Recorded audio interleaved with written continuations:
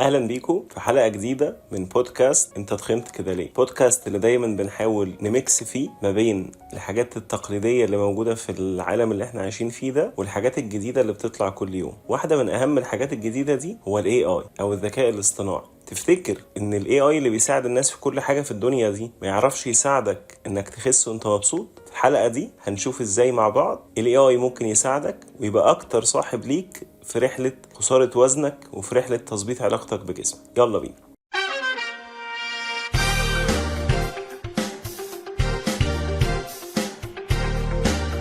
يا مساء الانوار. حلقه النهارده من بودكاست انت تخنت كده ليه هنتكلم فيها على حاجه مهمه جدا، ترندي جدا، وهي الاي اي او الذكاء الاصطناعي. انا هنا مش هكلمك عن هو الذكاء الاصطناعي ده بيشتغل ازاي وعملوه ازاي وليه وايه المجالات اللي ممكن يخش فيها. This is not a technical podcast، ممكن تروح تسمع ده عند حد تاني. انا هكلمك على ازاي تقدر تستخدم الذكاء الاصطناعي ده ان هو يحقق لك اهدافك انت اللي ليها علاقة بصحة افضل، بخسارة الوزن، يظبط لك ميل بلان تقدر تمشي عليها، وحاجات تانية كتير ممكن ال AI يساعدك فيها في رحلة الصحة ورحلة خسارة الوزن بتاعتك.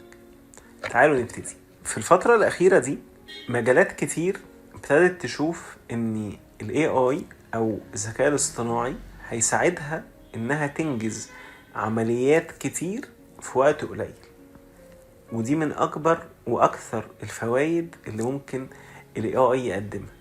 طبعا كان على on top of المجالات دي هو مجال الهيلث اند فيتنس او الصحة واللياقة. يعني applications كتير قوي طلعت بتقولك ان احنا نقدر بنستخدم ال AI علشان نعمل لك البلان بيرفكت ليك ومش عارف ايه وهكذا.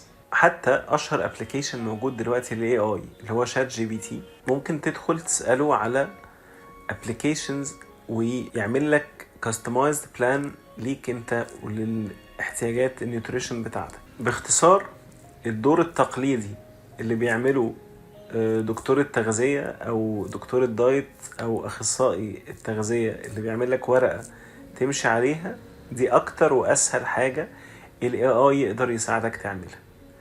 ميزة كمان مش بس انه بيعمل ده بسرعة رهيبة، هي ميزة البيرسوناليزيشن او ان هو يقدر يكستمايز البلان دي ليك انت بالذات. وده ايدج او دي مساحة متقدمة عن الكليشيهات، عن اللي لسه لحد النهاردة بيقول لواحد صاحبه بعت لي الدايت اللي الدكتور كتبه لك امشي عليه، ولا ياخد ورقة موجودة على موقع ولا موجودة في جروب سواء فيسبوك او واتساب، يلا كلنا 50 واحد هيمشوا على الورقة دي زي بعض. دي كوارث. لكن انت تقدر تستخدم ال AI ان هو يطلع لك personalized plan في فلو جميل جدا انت ممكن تمشي عليه، تخلي شات جي بي تي ده يعني طبيب التغذية الخاص بيك. اول حاجة انت محتاج تديله معلومات، وليكن المعلومات دي هتروح اقرب صيدلية ولا جيم ليك وتعمل تحليل اللي هو الان بودي، هيديك شوية معلومات ترجع تقولها له، تقول له بص يا عم شات جي بي تي، انا دلوقتي وزني كذا، طولي كذا، لو انا بعاني من امراض مزمنة، عندي ضغط، عندي سكر، عندي مقاومة انسولين، عندي القلب، عندي كوليسترول، ايا كان محتاج اقوله له، وانا عايز مثلا اخس اوصل للوزن الفلاني ده، رجاء عشان صحتك انت ما تروحش لفكرة الخسسان السريع. يعني قول له مثلا انا عايز، لو انا هنفترض ان شخص 120 كيلو عايز يوصل 80 كيلو، فانت لو مشيت بمعدل من نص لكيلو في الاسبوع ده معدل صحي وجميل جدا، فانت محتاج 40 اسبوع مثلا عشان تخس فيهم ال 40 كيلو دول. فنقول السنة باين فيها 48 اسبوع، فهتقول له انا عايز اوصل ل 80 كيلو في خلال سنة. وهو كتر خيره مشكورا، يعني لو انت قلت له عايز اخس ال 40 كيلو دول الشهر ده، يقول لك مفيش حاجة هتعمل لك كده، وده مش صحي وانا مش هساعدك تمشي في السكة دي، عشان برضو ايه جو الفهلوة بتاع المصريين ده. طيب فانت قلت له وزنك وطولك لو انت عندك اي امراض مزمنة، وقلت له الهدف اللي عايز توصله، فهو يقترح عليك eating plan او diet plan، ورقة دايت يعني. هيقترح عليك حاجات تاكلها، هيقولك والله تقدر تفطر كذا، تتغدى كذا، تاخد سناكس كذا، تتعشى كذا، مش عارف ايه. ومن هنا تبتدي المناقشة. ممكن تقول له والله انا مثلا جربت قبل كده نظام زي الصيام المتقطع وبرتاح عليه، فيساعدك تعمل ميل بلان للنظام الصيام المتقطع او الانترميتنت فاستنج اللي انت بتحبه. ممكن تقول له لا انا ما بحبش الاكلات دي، فهو يحط لك، يسألك ايه الاكلات اللي انت بتحبها، ويحط لك الاكلات اللي انت بتحبها في نظام التغذية اليومي بتاعك، لان it's all about calories. لو انت بتحب مثلا البطاطس وما بتحبش جبنة القريش او whatever، فانا ممكن اشوف لك سورس بروتين تاني انت بتحبه، وبدل ما احط عيش مع الجبنة وانت ما بتحبش العيش، تحب بطاطس اكتر، هنميكس ده وهحط لك سورس البروتين مع الكارب اللي انت بتحبها اللي هي البطاطس، وهتبقى انت مبسوط وبتاكل اللي انت مبسوط بيه، وفي نفس الوقت حققت عجز السعرات اللي انت عايزه، وحققت الهدف بتاعك ان انت تخس اكتر. طيب عمل لك ميل بلان وبقيت مبسوط بيها. في لاير كمان ممتعة جدا، انت ممكن تقول له اعمل لي جروسري ليست، اعمل لي يعني ليست البقالة، قول لي اروح اشتري ايه من السوبر ماركت علشان اعرف اعمل النظام اللي انت قايل عليه ده. فيقول لك تشتري مواد خام ايه اللي هتعمل بيها الاكل اللي انت محتاجه. في لاير كمان ان هو ممكن تقول له اطبخ الحاجات دي ازاي. يعني انت مثلا كاتب لي فراخ زائد مكرونة مثلا زائد خضار مثلا، فممكن تقول له اقترح عليا ريسيبيز او طرق طبخ مختلفة تخلي الميكس ده ممتع، وكل يوم مختلف عن اليوم التاني. ممكن كل يوم اكل فراخ ورز وخضار بس ب7-8 طرق مختلفة، فحس ان انا كل يوم بتغدى حاجة مختلفة تماما. مرة احط عليها صوص، مرة اعملها في الفرن، مرة اعملها في الاير فراير، مرة نميكس ونقطع الحاجات كلها مع بعض وتبقى وان بوت ديش. حاجات كتير جدا واختيارات كتير جدا ممكن تعملها تخليك بتاكل الحاجة المفيدة ليك بطرق مختلفة وممتعة بالنسبة لك. وهنا ال AI بيبقى عبقري في كمية المساعدات اللي يقدر يقدمها لك بسرعة.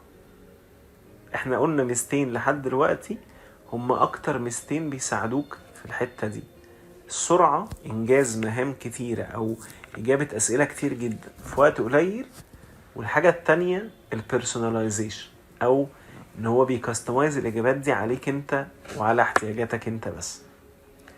طيب عمل لك كل ده وعمل لك ريسيبيز وبتاع، يبقى فاضل يجي ياكلك في بقك. يعني دي حاجة للاسف شات جي بي تي مش هيعملها.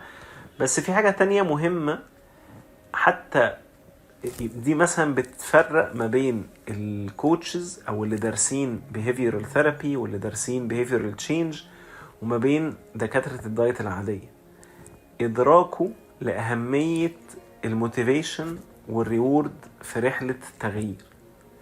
أهمية انك تبقى دايما متحمس ومتحفز اصلا تروح للنتيجة اللي نفسك فيها دي، وانك يبقى في دايما احتفال واحتفاء بكل انجاز عملته حتى لو شكله الخارجي صغير. لو انت بتحتفل بكل نص كيلو وكل كيلو خسيته، هتخس 40 كيلو اللي نفسك فيهم. لو قاعد مستني بس لازم رقم كبير، لازم اخس 10 كيلو عشان افرح، طول الوقت مقدر نفسك، طول الوقت بتقول لها نيجاتيف سيلف توك او كلام سلبي، ساعتها الرحلة دي هتنهار، وبدل ما كنت عايز تخس 40 هتلاقيهم بقوا 45 و50 لانك هتتخن اصلا. فالاي اي برضو في ابليكيشنز كتير، وشات جي بي تي ممكن يعمل الدور ده، وفي ابليكيشنز متخصصة في حتة الدعم النفسي ده، ان هو يقدم لك ولو كلمة كل يوم مشجعة ومحمسة انها تخليك موتيفيتد وتكمل. ممكن يبعت لك نوتيفيكيشن، ممكن يطلب منك اكتيفيتيز معينة تعملها تخليك مايندفول اكتر ويقظ اكتر لرحلة التغيير اللي انت ماشي فيها دي، وتخليك متحمس اكتر وممتن اكتر للاحداث اللي بتحصل في حياتك ولكل التغييرات الايجابية اللي انت بتكتسبها على مدار رحلة التغيير بتاعتك. ايه كمان ممكن ال AI يساعدك فيه؟ في ابليكيشنز اصلا متخصصة بقى في ميكس بتاع التغذية والتمرين مع بعض. يعني في ابليكيشنز زي Evolve AI وفيت بلود وفيتنس AI وزينج وفي اي كوتش وفريلاتكس. ابليكيشنز كتير لو انت بتدور على حاجة بقى تعمل لك كمان الكاستم ورك اوت بلان. يعني تقول لك تتمرن ايه، برضو تقول له والله انا مثلا وزني كذا، المستوى اللياقة بتاعي كذا، انا ما بتمرنش خالص بقالي 5 سنين، لا انا بتمرن بس بقطع، لا انا اصلا اكتف وبتمرن كل اسبوع لكن عايز ابجريد. وهو يبتدي يعمل لك تمارين كاستمايزد ليك وتحقق لك اهدافك. عايز اظبط الابر بودي، عايز اظبط اللور بودي، عايز اظبط كل على بعضي، عايز ازيد ماسلز، عايز اخس فاتس، عايز اعمل الاثنين. كل الاختيارات بتلاقيها متاحة في الابليكيشنز دي. وكمان بيبقى الميزة ان هو حاطط لك فيديوهات، ده بتبقاش اي اي قوي، ده بيبقى فيه مجهود تيم وراه يعني للحركات دي ازاي تعملها بشكل مظبوط. بيقول لك هي المفروض تبقى بتشغل انهي عضلة والمفروض تعملها ازاي صح وتتجنب ازاي تعملها غلط وهكذا. يمكن اخر حاجة عايز اتكلم فيها في الحتة بتاعت الاي اي دي، وهي مهمة قوي قوي قوي، مهمة لدرجة ان احنا كنا فردين لها حلقة مخصوص لوحدها، هي نقطة ثبات الوزن او البلاتو اللي بيجي في اي رحلة ويت لوس. بما ان احنا بنتكلم على ان في ابليكيشنز كاستمايزد، زي في ابليكيشن اسمه اي ام، كل يوم بيقول لك جملة افرميشن، جملة ايجابية محفزة ليك تساعدك تحقق الجول بتاعك. في ابليكيشن اسمه سنسا بيشتغل معاك على خلق عادات صحية جديدة تساعدك توصل للجول بتاعك. وابليكيشنز كتير بتشتغل معاك على جزئية الدعم النفسي لتحقيق الهدف ده. لما هيجي ويحصل البلاتو ده وتبقى انت عارف من الاول ان هي جزء طبيعي من اي رحلة تغيير، فكرة ثبات، فكرة ان انا مش قادر ابروجرس انيمور، مش قادر احقق تقدم اكتر من كده، ما بتمشيش زي ما قلنا كده كيلو في الاسبوع يبقى انا كل اسبوع خس كيلو، لا، تلاقي اسبوع خسيت فيه 2 و3 واسبوعين 3 وراهم ما بتخسش خالص. فهيديك ريسورسز، هيديك وسائل دعم تساعدك تتخطى المراحل دي، سواء تحفيز موتيفيشن يكلمك بشكل ايجابي. مهم اصلا ان يبقى يكون في سبورت سيستم يساعدك على التغيير.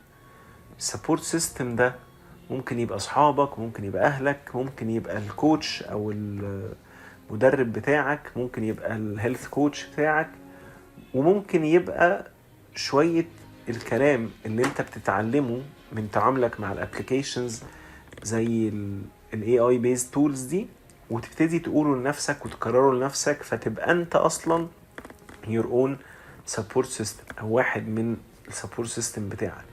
لان ده اللي بيساعدك to overcome الأوبستكلز، تتخطى العقبات اللي هتظهر لك في رحلة التغيير دي. وهيتبقى طبعا الجزء بتاع التعديلات السلوكية والجزء بتاع الآثار النفسية للرحلة السابقة اللي وصلتك للنقطة دي، ودي الأجزاء اللي دفنتلي بتحتاج فيها تدخل بروفيشنال أو تريند بروفيشنال زي كوتش زي ثيرابيست متخصص ان هو يشتغل معاك على تعديلات السلوكية، يشتغل معاك على الرحلة بتاعتك يعني باختلاف داينامكس بتاعتها، ويساعدك تتخطى الحاجات دي لو انت محتاج ده. فتبقى انت كده تستغل وبتستخدم الوسائل الجديدة المتاحة كل يوم بتتطور. احنا لسه في القشور يعني بتاعت الاي اي ده، ولسه متوقع ان هو هيزيد ويكبر واثره في حياتنا هيزيد قوي.